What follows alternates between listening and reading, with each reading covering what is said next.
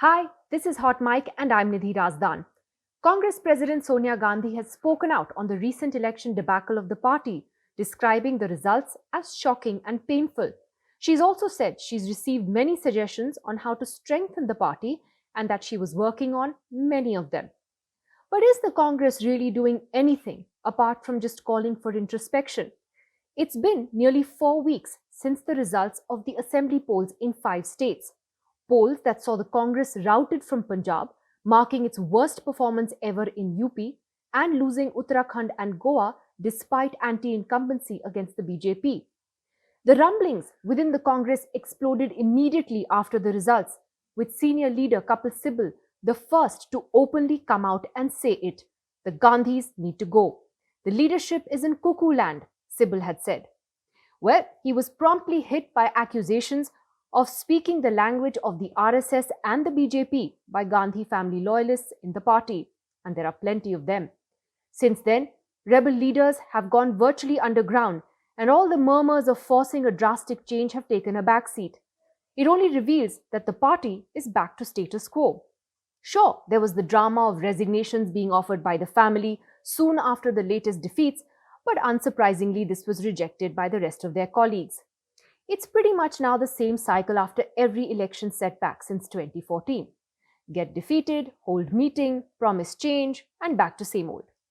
The Congress is in a classic catch-22. Many party leaders believe the party will not survive if the Gandhis aren't there. But they also admit, privately anyway, that the leadership has not exactly inspired any great revival. The Congress's highest decision-making body, its working committee, may have asked Sonia Gandhi to continue to lead for now. But the fact is, she's not been in the best of health. And even though he doesn't hold a formal party post, Rahul Gandhi has been the de facto president. And that, according to many Congress insiders, is part of the problem. Rahul Gandhi does not want to be president. He resigned after the 2019 Lok Sabha defeat, just 2 years into his presidency. But even now, he holds all the power. As many have asked, who was he to then announce Charanjit Channi as Congress chief minister when he doesn't even have a post in the party? The family clearly does not want to let go of its grip on power, but it also wants a hardcore loyalist to take charge whenever elections to the top job are held, which they say will happen in August or September this year. But let's just take a look at some data. As former Congress spokesman Sanjay Jha tweeted, the Congress has lost 39 out of 49 state elections since 2014. Still, there has been no change. They got a historic low of 44 seats in 2014, and that only increased to 52 MPs in 2019. Still, no change.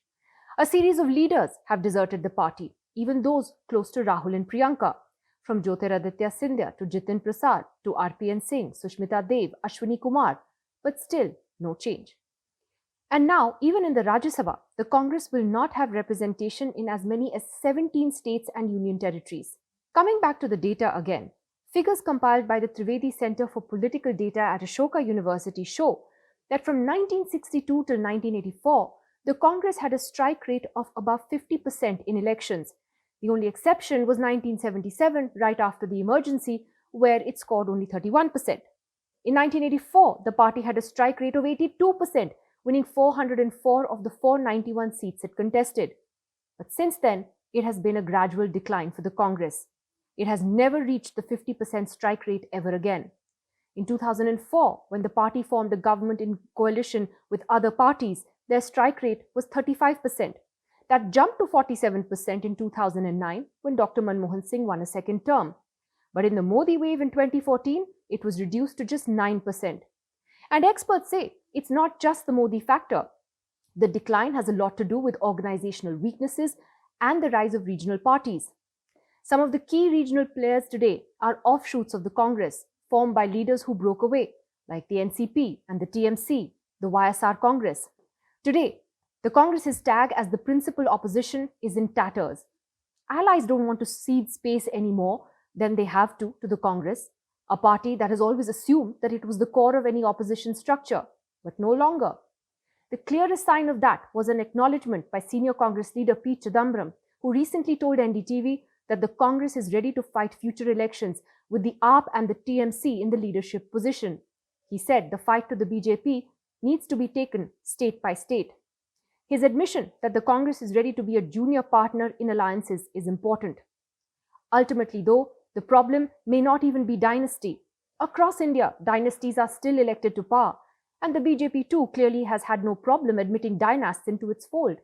But the BJP has succeeded in creating a narrative around nepotism, and the Gandhis and their sheer mishandling of the political challenges before the country only adds to that narrative. With each election becoming more and more personality centric, it suits the BJP to have a Modi versus Rahul campaign. Today, the Gandhi family represents entitlement and alienates a more aspirational voter. If the Congress really wants to reinvent itself, it needs to do something drastic now.